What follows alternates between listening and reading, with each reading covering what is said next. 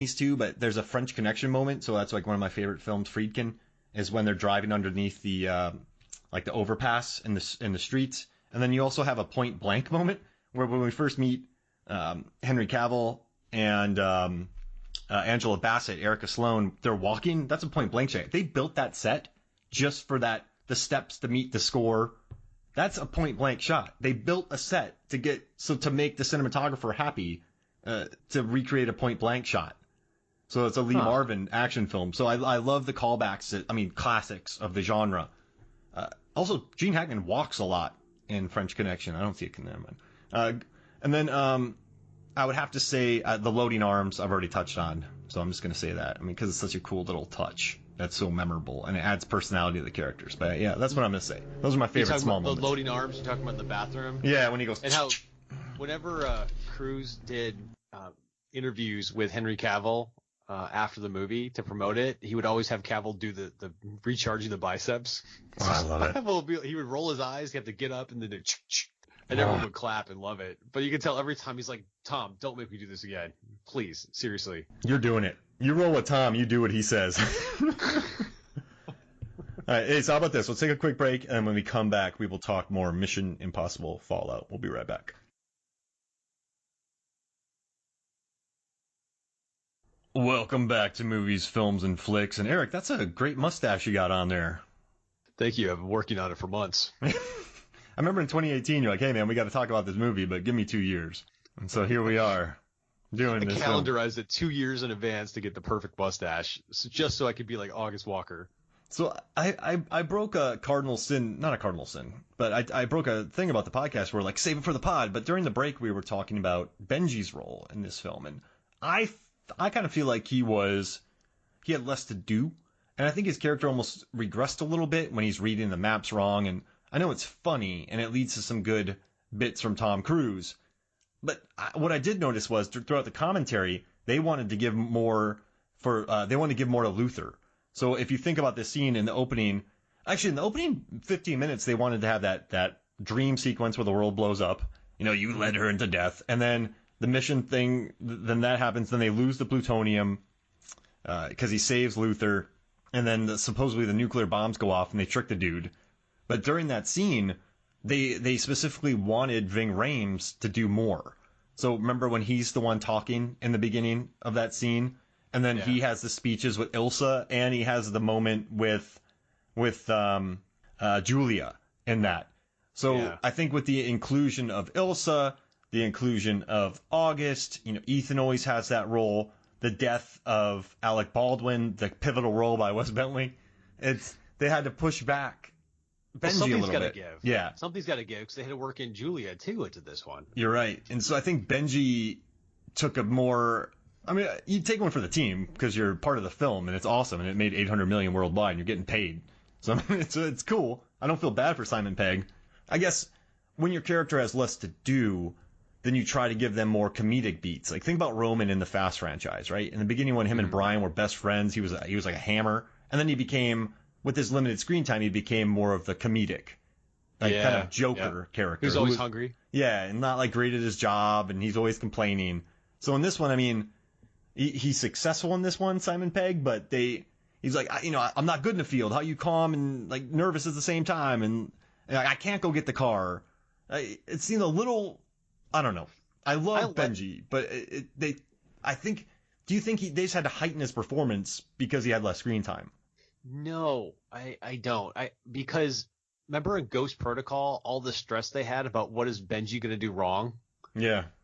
When we talked about the hallway scene, about how they're inching their way, and Benji would look out at the wrong times, or he would go in front of the camera. So there's always that stress on what is Benji going to do wrong. So I feel like that's a running type of gimmick. When he's out in the field. He was in the ghillie suit in the field. Oh, yeah. Because Rogue Nation, and he couldn't hack it. He kept hacking into the wrong doors on the plane. So I like that. And that's one of the things I love about this Mission Impossible. They have all these staples from movie to movies, and it's the extra stress of Benji doing something wrong. And I thought it was pitch perfect having him not doing the device correctly. It was in 2D instead of 3D, and he had it upside down, the screen lock. I thought it was perfect and true to character. But you're right. He had a lot of additional characters to compete with in this one. Mm-hmm. And he's not the star, right? And there's no like love triangle. He's not even too conflicted in this world. He doesn't have kids. He doesn't have a family to worry about. So he's just sort of Benji. So I guess if he can be like the superfluous, I don't know, not superfluous. He can be the comedic relief, I guess, when needed. Yeah, he was less of a comedic relief in this one because it has so many other funny elements with Cavill's character, I think. It was nice to see Ving Rhames Luthor getting his more scenes. Like, I loved when he was in the beginning, like, no, Ethan, we can't do it. And then just, I liked his speech with, he carries Julia's photo around, which is interesting. But then at the end with him and Julia, I like that they gave him more to do because he's a staple of the franchise. I mean, he was in 1, 2, 5? He was in 3. He was in 3. 3, Rogue Nation, and then he wasn't in... He was at the very end of Ghost Protocol. Yeah. Like the very, very end part. And then Rogue Nation, and then this. So I liked that they thought about him, and he was surprised too, Ving Rhames. He was like, "You're giving me that?" He was like, "Yeah, you got it." So, yeah, they really worked hard to include him in this one. I like the scene with Julia, but you did get the patented, "Oh, I like her." They always do that in movies. Well, was funny because she was actually helping him with the nuclear bomb. Yeah. So I thought that was perfect. Yeah, I guess, because she's actually, in the movies, though, we're like, "Oh, I like him." Like, for every movie, they have that. But I didn't notice that. I guess if someone's working on a nuclear bomb, they've earned that right to say that. So there's a higher bar now when you could say you like someone or not. Yeah, exactly. Not like they say something sarcastic. "Oh, she's quick. Oh, she's working on a nuclear bomb. Cool. I dig that character." No, but I think you're right. I guess when I think about Fallout, I kind of forget that Benji's in it.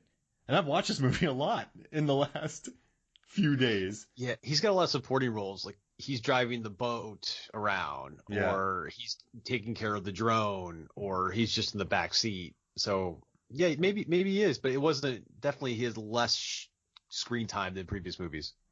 But I mean, I guess when you have such other compelling characters too. I mean, Ilsa's cool. I like that she fits in this world. I thought she added a lot in Rogue Nation. So I mean, I would say she's in my top 5 franchise characters. Would you put her in that? Well, let's talk about it. Yeah. I just want to say your top 5 characters from the franchise. All right, so I got it. I got Owen Davian, Mission Impossible 3, Philip Seymour Hoffman. You stole Philip for me. Who are you? What's your name? Do you have a wife, a girlfriend? Because if you do, I'm gonna find her. I'm gonna hurt her. I'm gonna make her bleed and cry. I'm gonna call out your name, and then I'm gonna find you and kill you right in front of her. But in a lesser actor's hands, this is Oscar winner Philip Seymour Hoffman saying this. Why was he so sinister? What about him made him so sinister in this movie? Okay. I think this is going to sound super obvious, but I have a few reasons. I think one, because he's an excellent actor, and I think he understood the character. He didn't play the character like a stylized, in the 90s, all those stupid stylized, like, the doohickey over here with the I'm gonna dance and say something cheeky and shoot somebody. This dude, when he got hung outside that plane, he's like, I'm gonna get you now. If you don't do something to me, I'm gonna get you. Like he's a guy who lives up to his word. He is going to get him. He won't stop. His threats are not empty, and it's Philip Seymour Hoffman. So he is just, I got goosebumps talking about him, man. Remember after he got hung out of the plane and how he heard Ving Rhames or Luthor saying Ethan. Yeah. And he got pulled out of the plane. He's like, Ethan. Yeah. That was so sinister. Oh, he's so good. And I just love that he hangs that, like, Ethan's attempt to be tough kind of went against him in that. And he's just such a good character. And so I don't steal more than yours. I don't want to read all 5 of mine in a row. Who do you got? But yeah, I think he's my favorite because, sorry to interrupt again, but I just love, he was a threat. And I think it was wise to, Ethan Hunt is settling down. And that's the villain you have to go up against. That's smart. I was thinking about something that you brought up earlier in the podcast. Remember the countdown on Mission Impossible 3? He's like, we're going to count to 10, and then I'm going to shoot your wife. Yeah. And that count to 10 was excruciating. because each time he got farther, Ethan got more and more crazy. Yeah. And you could tell him going through the motions, trying to approach the situation differently each time. But that they really worked that 10 count, and that was an iconic moment in the franchise. Those two are good together. Magnolia, Tom Cruise gets an Oscar nomination, and then Mission Impossible 3. They work well together, those two. I'm telling you, the tension in 3, it gets me. The tension in 3, I think you're right, it has less humor, and the sidekicks probably don't have as much personality. But like, there's some moments in that movie. Yeah. Like, I just got goosebumps talking about him. So, I mean, I dig it. It's memorable. Yeah. I think I'm going to go Rebecca Ferguson as Elsa Foss with my number 1 draft pick, because she comes across so deep. She's elegant, smart, athletic, deadly, caring. She's so deep in every aspect of the character that I believe that she is Ethan Hunt's equivalent from another country. So she's entirely believable. I was listening to some of the commentaries, and they said they looked at 100 people to play her role, and they saw her, and it was like, yeah, that's it. That's her. Because I think she was the most well-rounded, I think, of all the I think I would probably say all the actors in the entire franchise. I would say she's probably the most well-rounded of all of them. What makes her so good at action, I think, is if you look at Iko Uwais, right? You look at some of the best action stars in their prime. I just said Iko Uwais, but I mean, he never acts tough, Iko Uwais. Like in The Raid, he's never like puffing up. He just beats the daylights out of people, and you believe it. Or Russell Crowe in Gladiator, just that intensity from there. Or even Emily Blunt in Edge of Tomorrow. They never. Yeah. Like, I like my action heroes to not be like Adrian Brody from Predators. Oh, we're cornered and we're gonna go kill him. I mean, he's an Oscar winner, so I can't hate on that. But I like her because you just believe all the action beats, but she never plays tough. And I like does that make sense? Like, think about Mad Max Fury Road or Furiosa and Max. They don't play tough. They just play. They're in this situation and they're very capable. And I buy her completely in these situations, if that makes sense.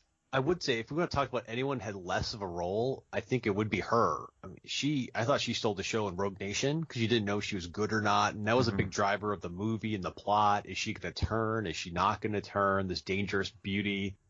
And then in Fallout, she was almost relegated to stalking them like a puma the whole movie. Yeah, the whole time that she was like right there whenever they needed her and following them around. So, but she would be my number 1 draft pick on the Mission Impossible draft. My number 2 is Franz Krieger, Jean Reno from Mission Impossible, because I just love Jean Reno. He was insane. Yeah. He was totally insane. He headbutted a rat to death, and just his character and just how he's sometimes out of his. He was going to kill the guy, remember? And Ethan grabs his hand. He was just this wild card, but he had to be with Ethan at the time because Ethan didn't really have much more. And just watching that character, I don't know, I bought into him completely. And like holding the rope. Remember the look in his eyes when he was flying the helicopter through the tunnel trying to chop up Ethan Hunt with the blades? Yeah, dude, he's an excellent actor. And he's a villain. And once again, he didn't try to be a stylish villain.